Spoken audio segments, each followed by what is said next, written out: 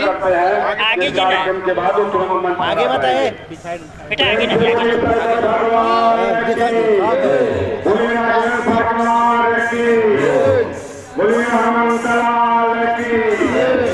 नहीं बाबू आगे चल लो।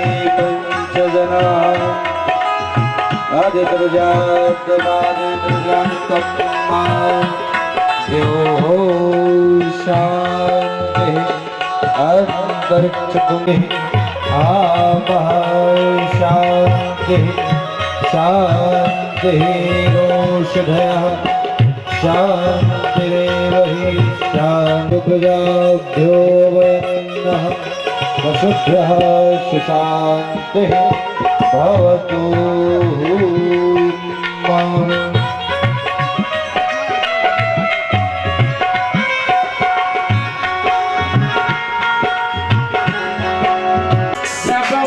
दशरथ अजीरी बिहारी राम सिया राम जय जय राम राम सिया राम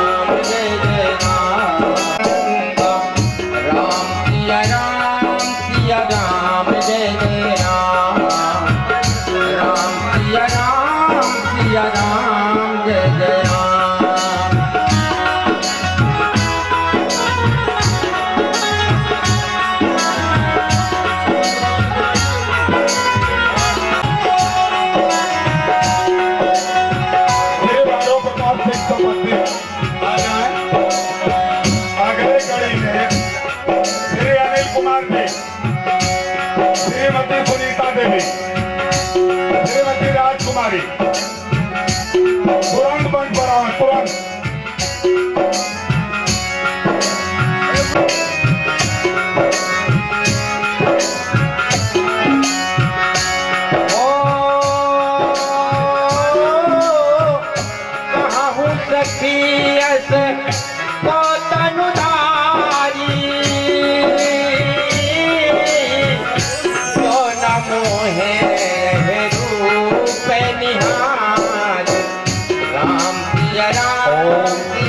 शिक्षा वाले सभी पूजन करते जाए।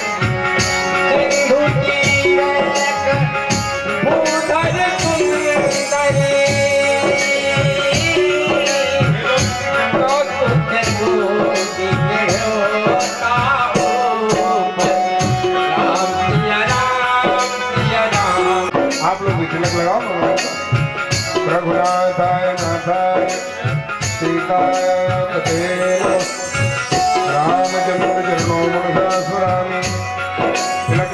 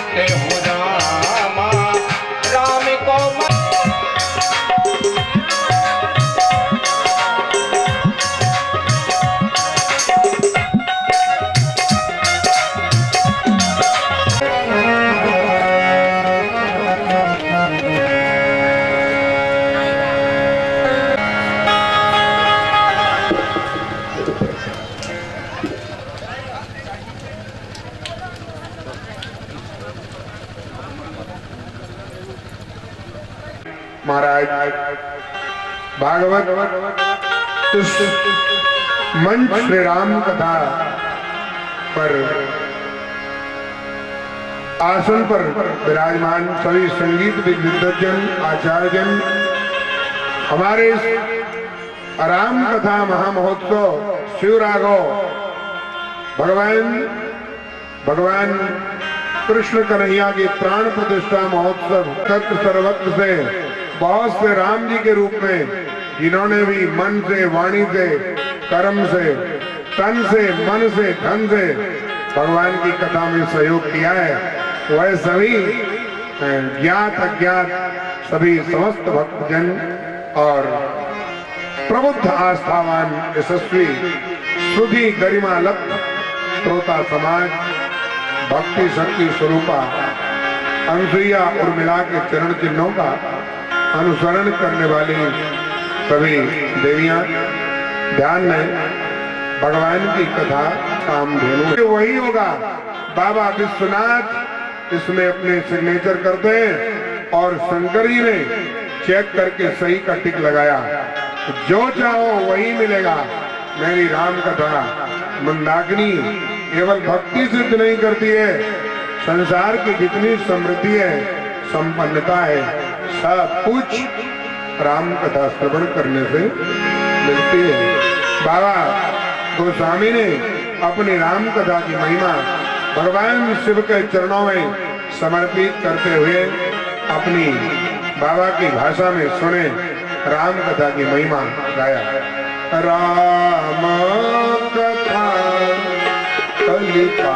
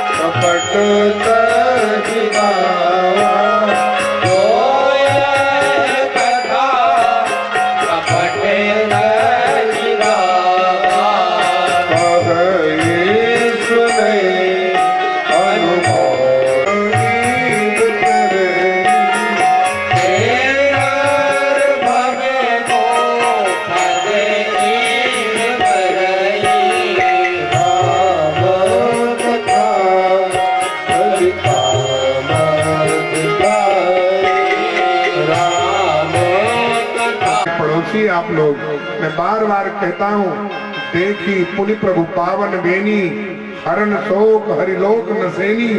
भगवान के यहाँ जाने की सीढ़ी त्रिवेणी मैया संगम के आप लोग करीबी हैं, गंगा के समीप के। कई विद्वान लोग इस बात पर व्याख्या करते हैं कि राम का विवाह दक्षिणायन में हुआ है। कब हुआ? अगहन के महीने में। मंगल मूल लगन दिन आवा हिम ऋतु अगहन मास सुहावा। राम का विवाह अगहन के महीने में हुआ, तो दक्षिणायन सूर्य में राम का विवाह हुआ है। जबकि ज्योतिष शास्त्र में मार्ग शीर्षमपीक्षण की विवाहे कोपी कोमिदा, अगहन में विवाह को कुछ कुछ संत लोग कहते हैं, विद्वान लोग, अगहन में शादी करना चाहिए। कुछ महात्मा कहते हैं राम जी ने अगहन में विवाह किया था इसीलिए वनवास हुआ। मार्ग शीर्षमपीक्षण की विवाहे कोपी कोमिदा, मैं ज्योतिष का श्लोक बोल रहा हूँ। तो संत जनों के पास जब बात गई तो संतों ने कहा नहीं, राम जी की शादी उत्तरायण में हुई थी। बोले अगहन में उत्तरायण थोड़ी होता है, उत्तरायण तो माघ के महीने में होता है।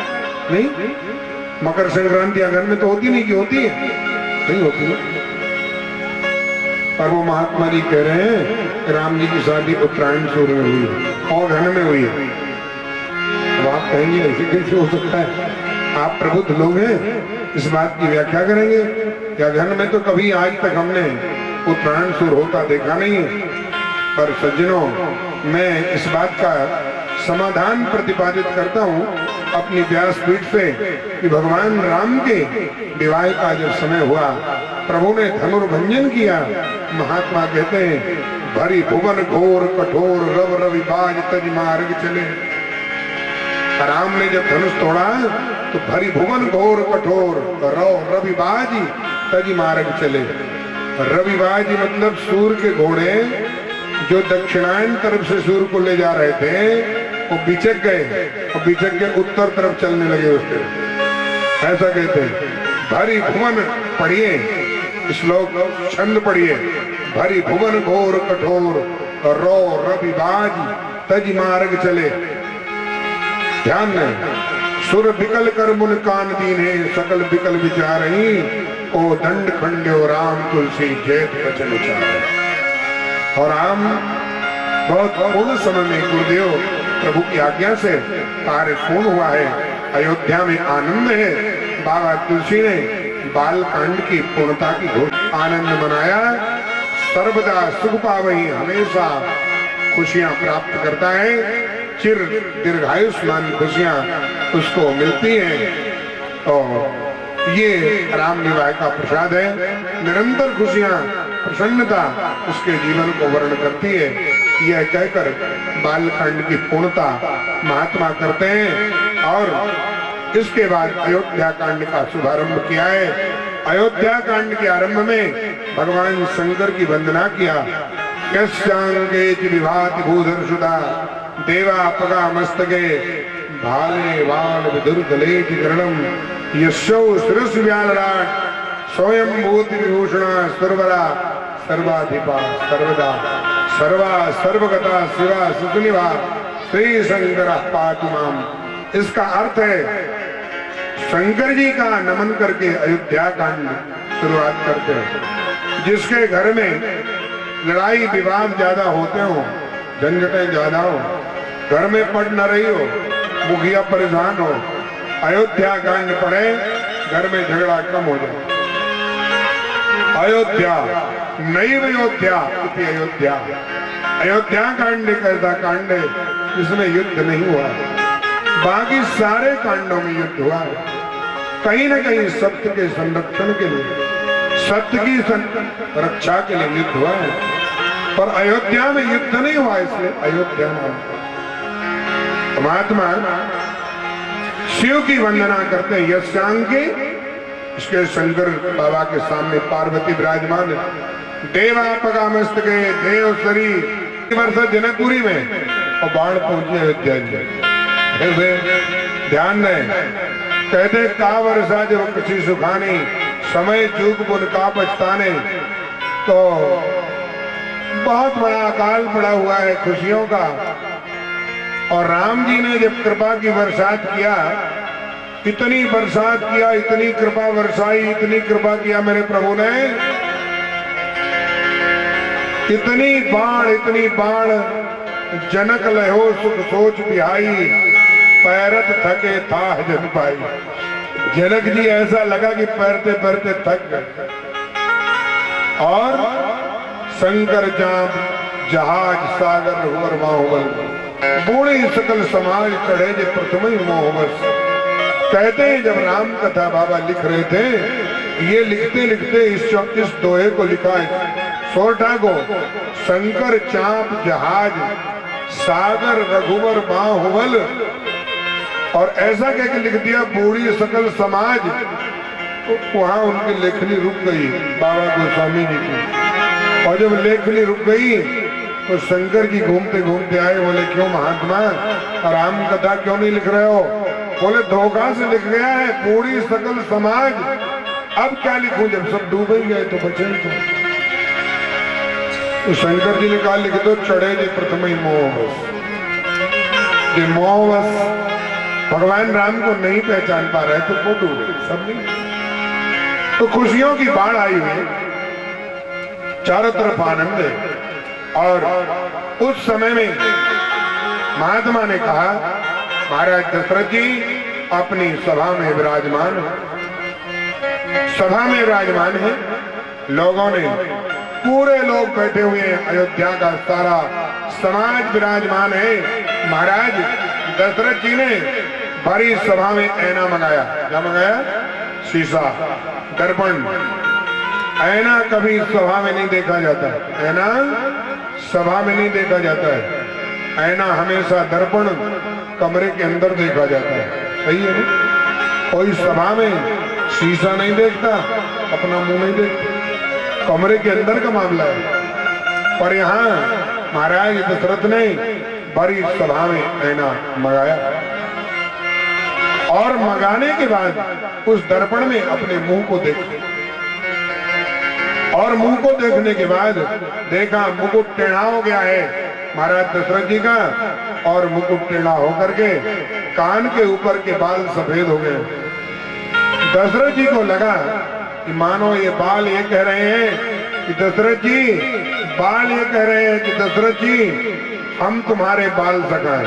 बाल क्या कह रहे हैं कि दशरथ जी हम तुम्हारे बाल सखाए हैं, और बाल ये कह रहे हैं कि हम पहले भी बाल थे और आज भी बाल हैं।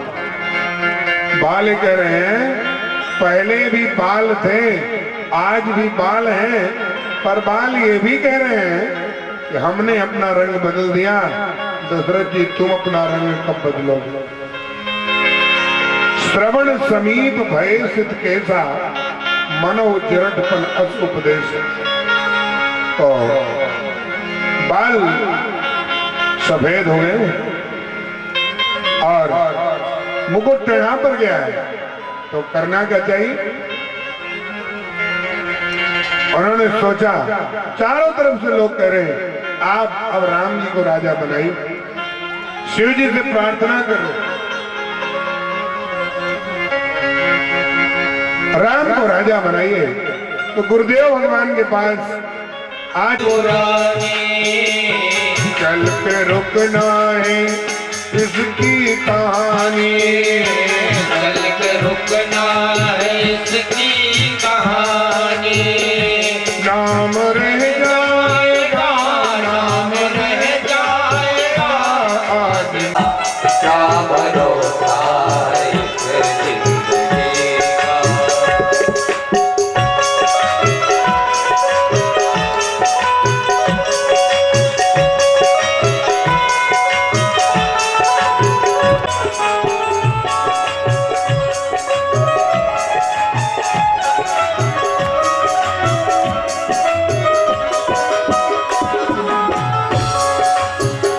सांस रुक जाएगी चलते चलते, दीप बुझ जाएगा जलते जलते, दीप बुझ जाएगा जलते जलते।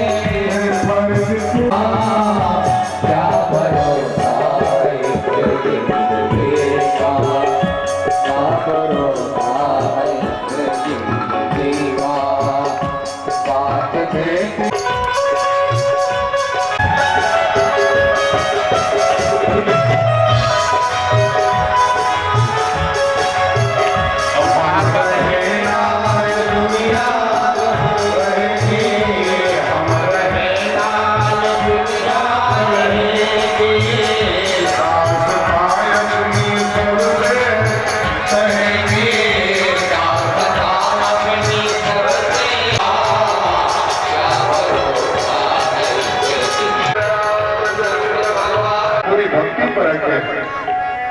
महाराज कहते हैं कि जब पहली बार गए थे प्रार्थना करने तब भाव अलग था, और इस बार भाव थोड़ा बदला हुआ। क्यों? राम जी की राज की बात, तिलक की बात आई तो महात्मा ने एक बात यह भी लिखा है, महात्मा ने यह भी लिखा है कि तव नर नायक वशिष्ठ बुलाए, तब नर नायक वशिष्ठ बुलाए, और राम धाम सिख बैन पठाए, तब नर नायक वशिष्ठ बुलाए। गुरुदेव से समाचार को बताया, हुआ ठीक है, पर जब राम राज्य की बातें चल रही थी तब महाराज दशरथ जी ने गुरुदेव को बुलवाया ध्यान में। और बुलवाया वो बात तो ठीक है, आए राम जी के घर भेजा, गुरु जी जाकर थोड़ा राम जी को जानकी जी को शिक्षा देते आए। और बंदूक लगे तो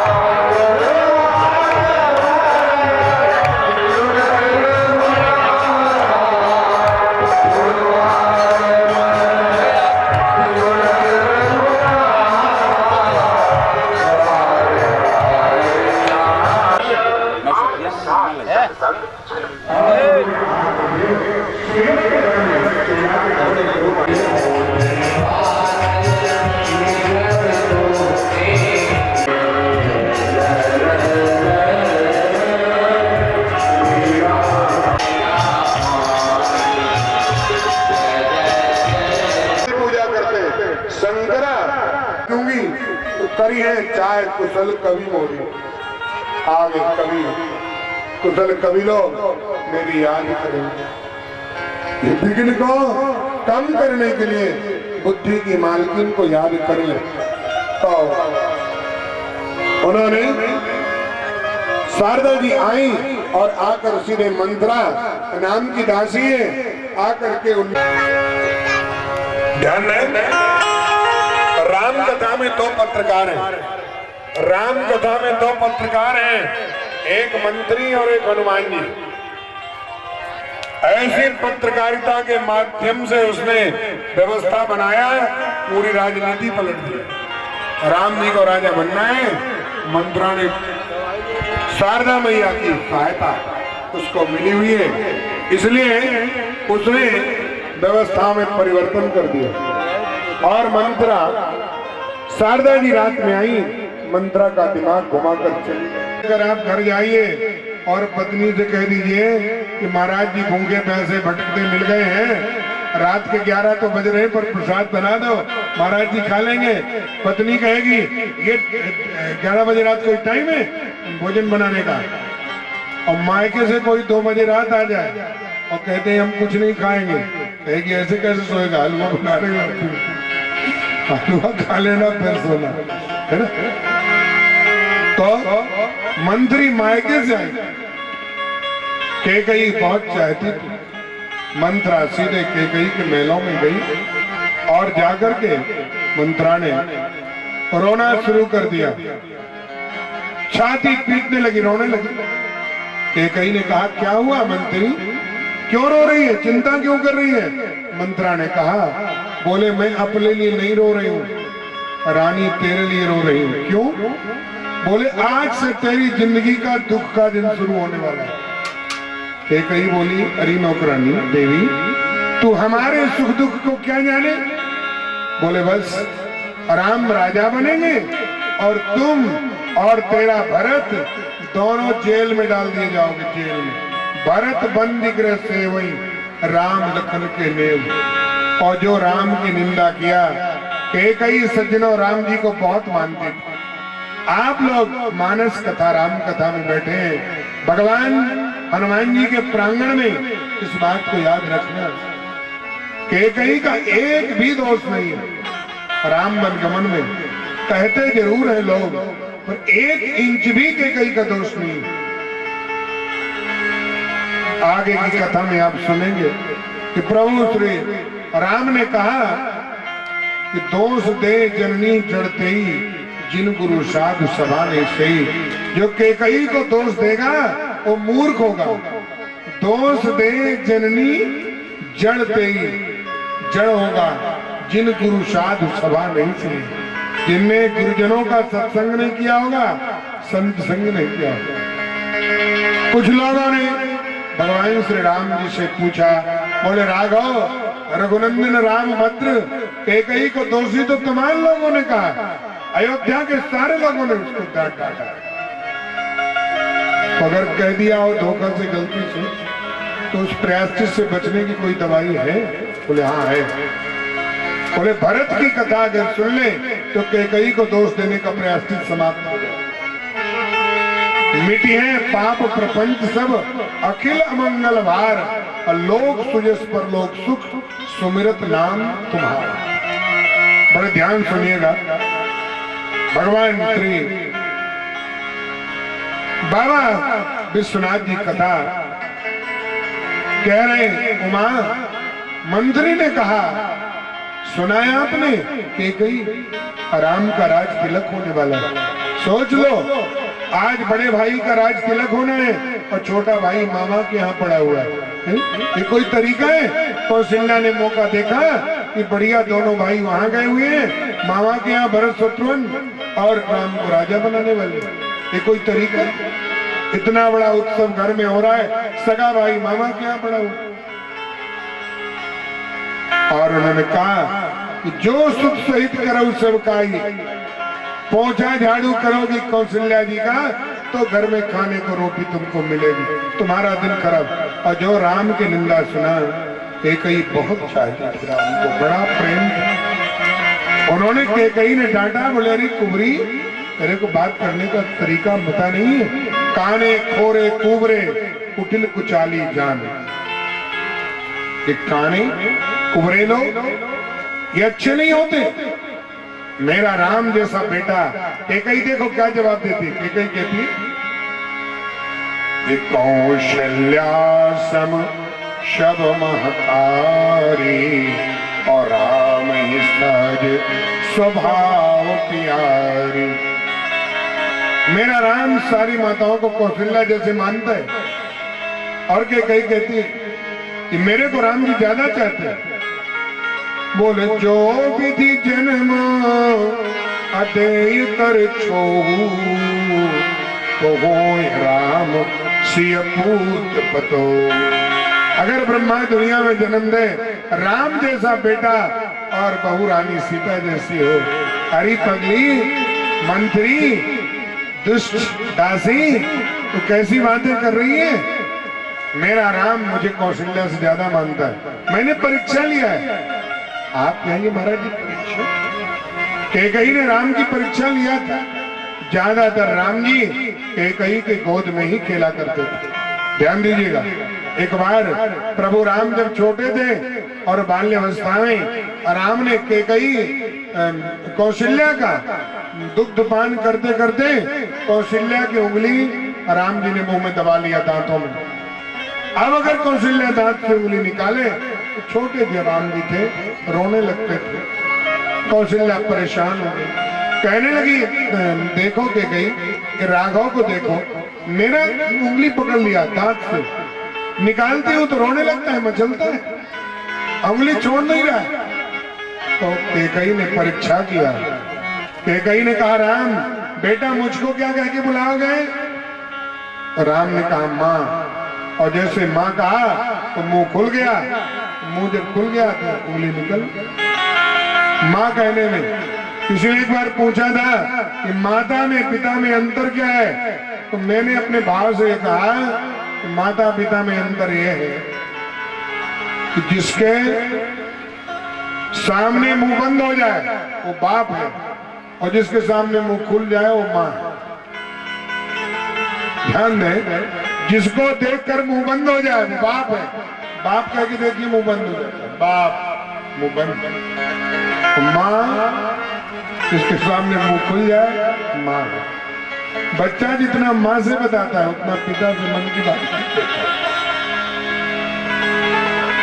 तो महात्मा कहते हैं कैकेयी कहने लगे, बोले रानी क्या कह रही हो?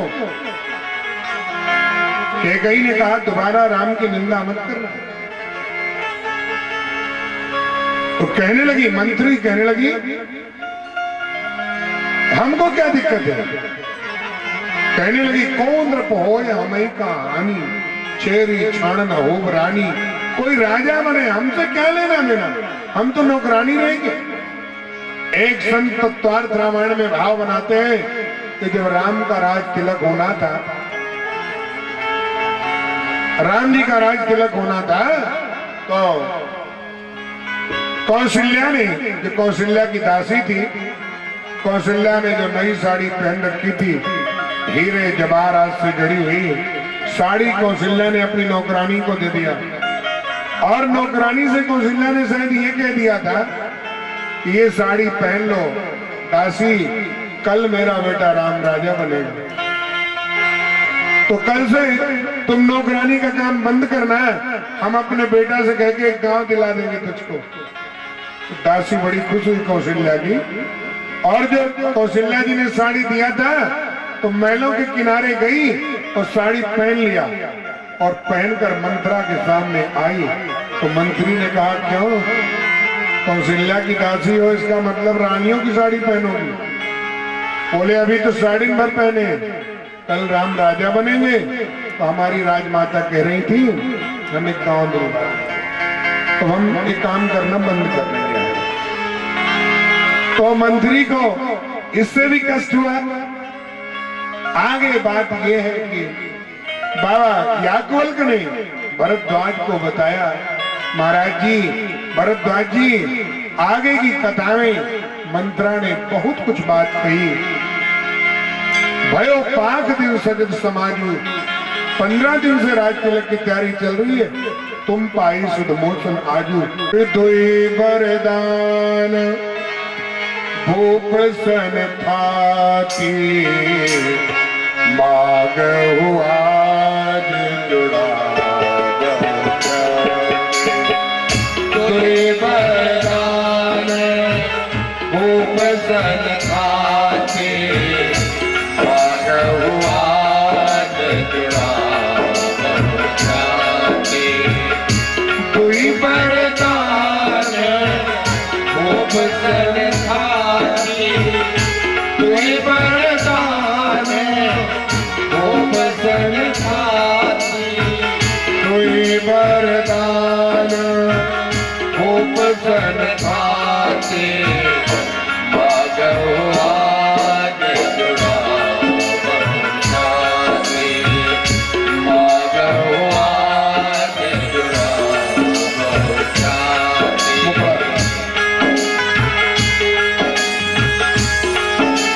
क्यों कराया? ये राम जी के कहने से ही के कई ने राम जी को वनवास किया। सावधान होइएगा, एकाग्र होकर सुनेंगे, ध्यान दें। एक कारण तो ये है कि कई को पता था कि राम को महाराज दशरथ की मृत्यु पुत्र के वियोग में होगी। कैकेयी को क्या पता था? दशरथ जी की मृत्यु पुत्र के वियोग में होगी। ध्यान दें, श्रवण कुमार के माता पिता ने श्राप दिया है, आगे कथा में आएगा। तापस अंध श्राप सुधियाई, कौशल्य सब कथा सुनाए। ये बात पता है कि दशरथ जी की मृत्यु पुत्र के वियोग में होगी, तो कैकेयी समझदार है, बहुत प्रबुद्ध रानी है, सोचती है मेरी उम्र 60,000 वर्ष की हो गई है, बुढ़ापा आ गया है, कहीं ऐसा ना हो कि मेरे 4 बहुएं 4 बेटे, इनमें कोई एक बेटा दुनिया में ना रहे और उसके कारण दशरथ की मृत्यु हो जाए।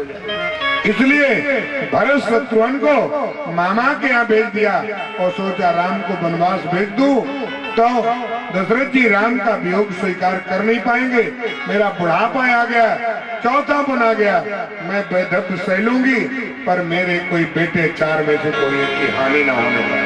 कारण एक ये। दूसरा कारण है कैकेयी वरदान क्या मांगेगी? ध्यान देना, कैकेयी वरदान मांगेगी, आगे की कथा में आएगा कि देव एक बार भरते टीका, सुनो प्राण प्रिय भावत जी का, और देव एक बार भरते टीका। और मंत्रा ने क्या समझाया? मंत्रा ने समझाया सुत राज मांगना, पर कैकेयी ने राज नहीं मांगा, कहती देव एक बार भरते टीका। टीका के 2 शब्द होते हैं, 2 अर्थ होते हैं। एक तो टीका का मतलब तिलक होता है और दूसरा टीका का मतलब कलंक का टीका भी होता है। लोग कहते हैं उनके माथे पर कलंक का टीका लग गया, क्या लोग कहते हैं उनकी टीका टिप्पणी होने लगी, इस पर लोग टीका टिप्पणी कर रहे हैं। तो कैकेयी ने सोचा मेरा राम आया है विप्रधेन सुर संत हित, जन कल्याण करने, पृथ्वी का भार दूर करने राम जी आए हैं। और कहीं पृथ्वी का भार दूर न करके ये अगर राम जी राज सिंहासन पर बैठेंगे तो दुनिया टीका करने लगेगी। आए हैं धरती का भार दूर करने और बैठ गए राज सिंहासन पर। कैकेयी सोचती है कि मेरे राम की कोई टीका टिप्पणी ना करे। ध्यान दे, जो जिस काम से आया है उसको वो काम करके तब कोई दूसरा काम करना चाहिए। जैसे हम आपसे कह रहे हैं, हम आए हैं यहाँ आपके पास राम कथा सुनाने के लिए, 9 दिन राम कथा करने आए और यहाँ हम दुकान खुलवा ले तो आप टिप्पणी नहीं करोगे। ये आए थे 9 दिन कथा करने, दुकान चला दे। तो कैकेयी सोचती है कि राम जी आए हैं पृथ्वी का भार दूर करने और सिंहासन पर बैठेंगे तो राम जी की टीका टिप्पणी होगी। इसलिए कैकेयी कहती है जितनी टीका होनी है, टिप्पणी होनी है, कलंक लगना है, मेरे और मेरे बेटे भरत के खाते में जाए। मेरे राम की कोई टीका टिप्पणी करने वाला है। कहती है देव एक बार भरत ठीक, आप भाव समझेंगे। एक 2 कारण, तीसरा कारण यह है राम जी जब होली का त्योहार चल रहा था, शादी होके राम जी आए, विवाह होके प्रभु पधारे, होली का त्योहार था। बजरंग विजय रामायण में कथा है, बजरंग विजय होली का त्योहार था। राम जी के सखा लोगों ने मिलजुल करके जानकी जी की सहेलियों को रंग में लथपथ कर दिया, रंग में रंग दिया, लाली पीली कर दिया सीता के सखियों को। होली का त्योहार आ रहा है इसी महीने और राम जी के सखा ज्यादा थे। अब जब 12 बज गए, मध्य दिन का हुआ, दोपहर हुई, सारी राम जी के सखा नहाने चले गए। सीता की सहेलियां प्लान किए बैठी थी, राम जी अकेले हुए, सखियों ने घेर लिया, पकड़ो इनको। बहुत प्लान कर रहे थे, बड़ी बहादुरी दिखा रहे थे दोस्तों के साथ में, अब पकड़ो। और जो घेर लिया राम जी को, राम जी जानते थे सबसे ज्यादा दमदार धाकदार रानी कैकेयी है।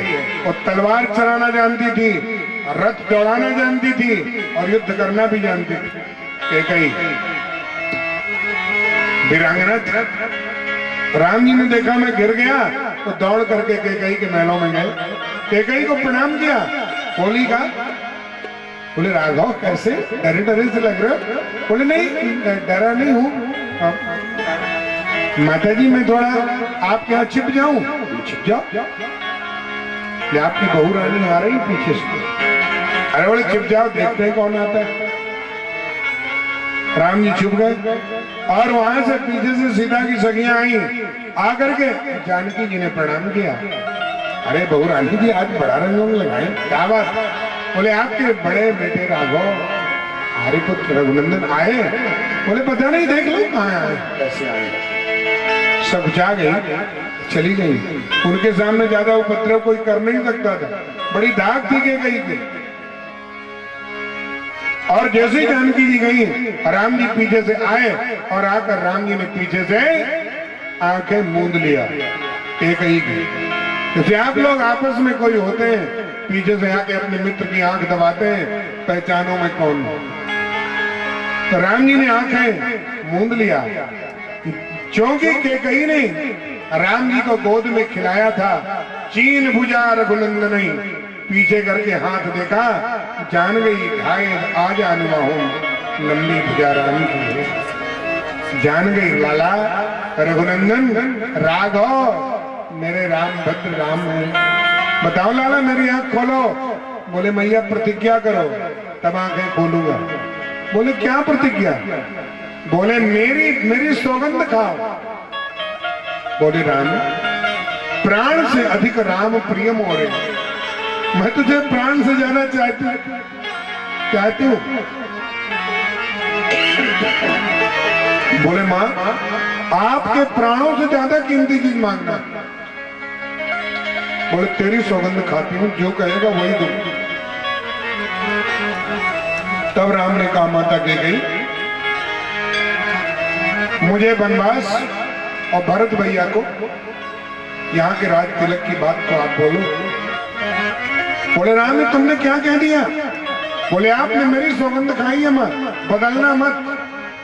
कैकेयी को और भगवान श्री राम को लीला पता था। आगे कथा में आएगा, तुलसी कथा में मैं इस बात को सत्यापित कर देता हूं। कैकेयी ने कहा बहुत बड़ी बात हो जाएगी राघव। बोले मां जो होगा सो होगा, पर पृथ्वी का भार दूर होगा। दुखी लोग, दबे कुचले लोग, पीड़ित मानवता की सेवा होगी। गरीब दीनहीन जंगल में रहने वाले बेचारे दबे कुचले लोग, राम ने कहा सबको साथ में लूंगा, उनके सुख दुख का हाल जानूंगा। 14 साल जंगल में रहकर तब तो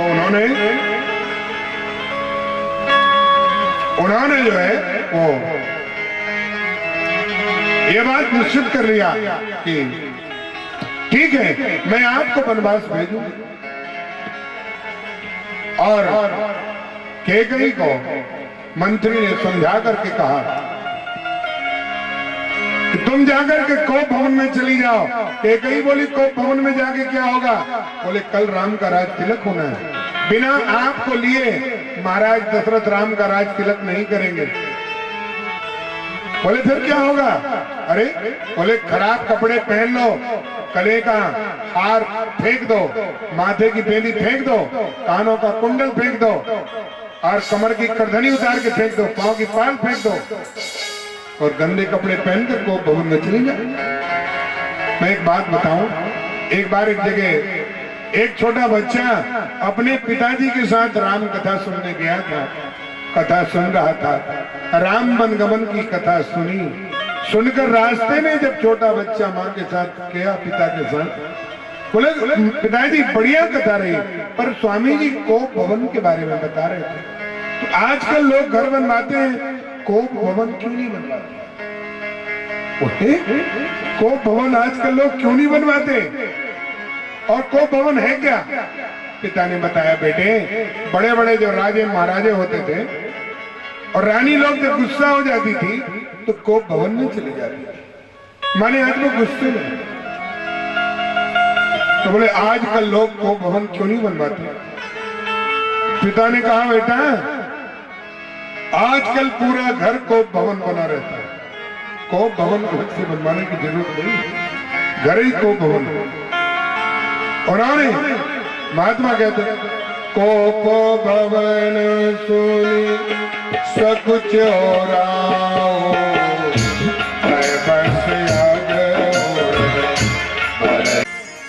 और जैसे महाराज दशरथ ने सुना रानी को भवन में है तो महाराज दशरथ डर गए। सो सुन तीर्थ गयो सुखाई, देखो काम प्रताप बढ़ाई। महाराज दशरथ जी ने देखा रानी कैकेयी को भवन में, और कोप भवन में महाराज दशरथ जी पधारे और जैसे रानी को देखा, अरे आप गुस्से में? कैकेयी को देखकर दशरथ जी के लिए आप गुस्से में हो? उठिए, कपड़े पहनिए, गहने पहनिए, राम का राज तिलक सबसे पहले कैकेयी आप ही को करना है, आप गुस्से में?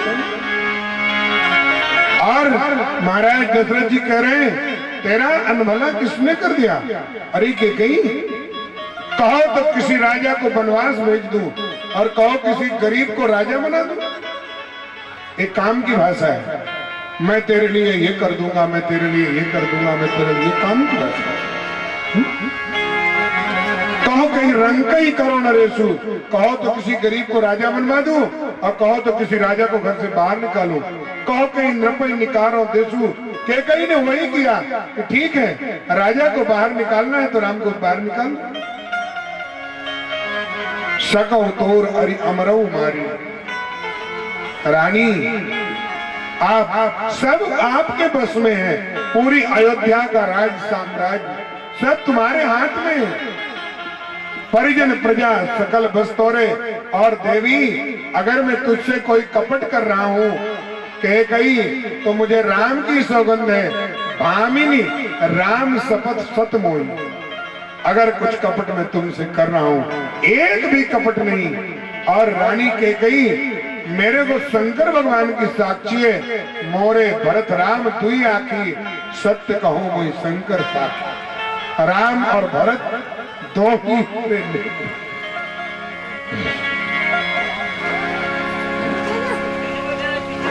तो आपको जो मांगना हो मांगिए। और कहीं है दुरान निशान परिषद पानी पति निवारे।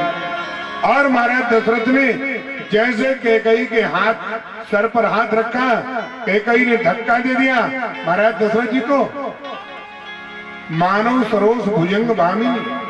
गोस्वामी जी भरत की मां को लिख रहे हैं कि सर्पणी है, भुजंग भामिनी विषम भांति निहारे। सर्पणी है, ध्यान देना, सांपनी के जीव में दो कनके होते हैं। कैकई दो वरदान मांगेगी इसलिए लिख रहे हैं मानव सरोस भुजंग भामिनी। और सर्पणी अपने बच्चे को खा लेती है, सर्पणी अपने अंडे भी खा लेती है। व्याकरण शास्त्र में सूत्र है पुत्रादिनी तमस पापे। ध्यान विषम भात निहार। और महाराज दशरथ को लग रहा है ये तो काम कौतुक है। बार बार कह रहा हूं, बार बार राजा कहते सुमुखी सुलोचनी पिक बयनी कारण मोहि सुनाओ गज कामिनी निज कोप कर। महाराज दशरथ ऐसा लगा कि बाबा तुलसी अयोध्या के कोने में बैठ करके राम कथा लिख रहे हैं। महात्मा ने कहा यहाँ राम राज्य नहीं हो सकता, यहाँ तो काम राज्य है। एक 80 साल का बूढ़ा अपनी पत्नी को कहे जिसके 4-4 बेटे 4-4 बहुएं जवान घर में बैठे, वो बुढ़ा कहे अरे सुमुखी ओ सुलोचनी ओ बुढ़िया को एक बुढ़ा कहे अरे यू गजगामिनी चंद्रबदनी, ये अच्छा लगता है। बाबा कहते हैं यहाँ तो काम राज्य है, अभी राम राज्य संभव नहीं। बार बार कह रहा हूं सुमुखी सिलोचनी पिक बयनी कारण मोही सुनाव गजगामिनी। अरे जब रही होगी गजगामिनी अब तो सियानी निज कोप हो। उन्होंने महाराज दशरथ बार बार रानी से कहा है जो कहेगी वही करेंगे। और कैकई को तो महारानी देवी शारदा का समर्थन है मंत्रा के माध्यम से। उन्होंने कहा जो मांगेगी तो महारानी कैकई कहने लगी 2 वरदान बहुत पहले आपने मुझे बोले थे और वो वरदान आज भी नहीं दिया।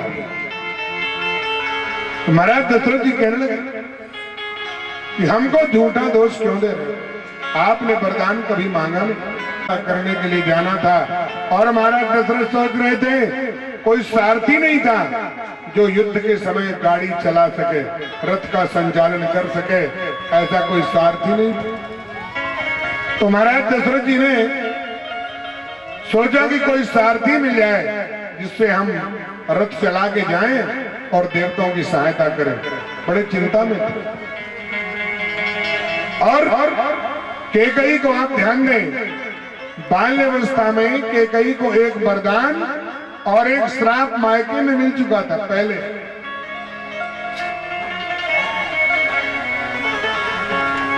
महाराज दशरथ ये था कि मुझे सारथी चाहिए। देवा आप कहेंगे कौन सी थाती, कब की थाती थी, कब का वरदान मांगना था कैकई को?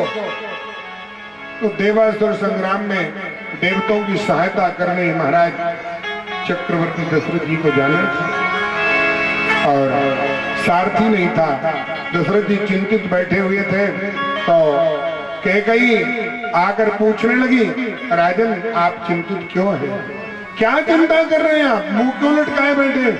दशरथ जी ने ये कहा था रानी आज अयोध्या चक्रवर्ती सम्राट के पद में इतना बड़ा सम्मान होते हुए मैं देवताओं की सहायता नहीं कर पा रहा हूं। क्यों नहीं कर पा रहे? सारथी नहीं है, कोई रथ चलाने वाला नहीं है जो युद्ध में लड़ाई के समय रथ चला सके। सारथी का अभाव है। तो कैकेयी बोली रथ चलाने वाला अभी आएगा आपके पास।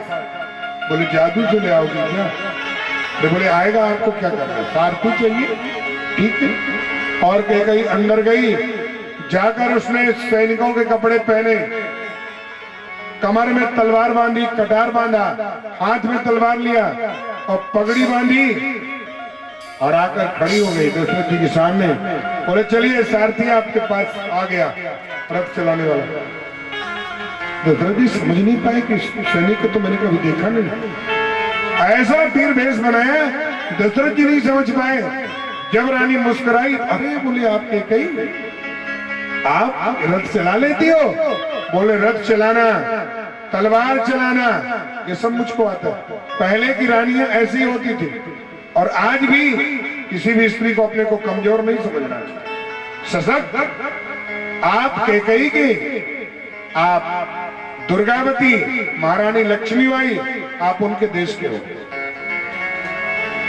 कैकेयी ने एक हाथ में तलवार और एक हाथ से रथ चलाया और दशरथ जी का रथ लेकर के रथ को सीधे देवलोक गई।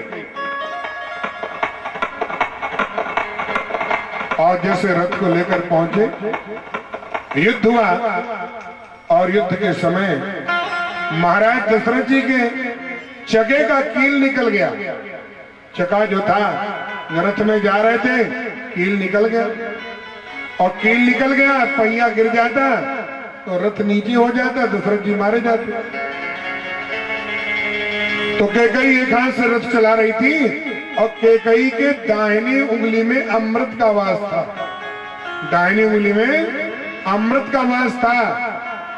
आप राम कथा में सुनेंगे, जब उनकी समधिन मिलने आई थी सुनैना जी, जनक जी की पत्नी, उन्होंने कहा था सुनिए सुधा देखिए गरल। सुना था समधिन जी के हाथ में अमृत है, सुनिए सुधा देखिए गरल। सुना था समधिन जी की उंगली में अमृत का वास, तब मेरी बिटिया को वनवास कर। ध्यान दें तो उंगली में, रथ की पहिया में कील की जगह उंगली को लगा दिया, रथ चलाती रही। युद्ध हुआ, दशरथ जी विजयी हुए, देवताओं की विजय हुई और महाराज दशरथ के ऊपर देवताओं ने पुष्प की वृष्टि किया, चारों तरफ जय जयकार। और महाराज दशरथ ने देखा उनकी रानी कील में उंगली लगाए। बोले रानी कील में उंगली क्यों लगाए हो? बोले जब युद्ध शुरू हुआ था तभी रथ के चका की कील निकल गई थी, अगर मैं उंगली न लगाती तो पहिया गिर जाता और आप मारे जाते। दशरथ ने कहा रानी तुमने प्राणों की रक्षा किया, मैं तुम्हें कहता हूं वरदान मांगो। रानी हंसने लगी, बोले आपको जिता दिया, आप क्या चाहिए? बोले वरदान मांगो। तो दशरथ जी से कहने लगी आप ही मेरे हो, किससे मांगू, क्या मांगू, सब मेरे ही है, क्या मांगना आपसे? तो और सज्जनों ये वरदान और श्राप दोनों एक महात्मा ने दिया था कैकेयी को। छोटी थी, एक महात्मा जी पधारे थे मायके में, चारों तरफ से अग्नि लगा के पंचअग्नि का सेवन करते थे संत जी। और कैकेयी जो थी बालिका थी और चल के गई, छोटी बच्ची के रूप में जब थी मायके में, तो गई और हाथ में कोयला लगाया और महाराज जी के मुंह में लगा दिया था। आंख मूंदे बैठे संत जी पंचअग्नि का सेवन कर रहे। संत जी जब नहाने गए, देखा मेरे मुंह में कोयला लगाए। संत ने श्राप दिया था कि जिसने मेरे मुंह में कालिख लगाई होगी, मेरी कालिख धोने से छूट जाएगी और उसको ऐसी कालिख लगेगी धोने से भी नहीं छूटेगी। ध्यान तो कैकेयी की सखियों ने प्रार्थना किया, रानी राजपुत्री ने धोखे से ऐसा कर दिया, इसलिए माफ करे, क्षमा करे। महात्मा ने कहा था कालिक तो लगेगी, मेरी बात मिथ्या नहीं होगी, पर इसके दाहिनी उंगली में अमृत रहेगा। ये वरदान दिया कैकेयी। तो कैकेयी ने को भवन में महाराज दशरथ ने कहा जो वरदान तुम्हें मांगना हो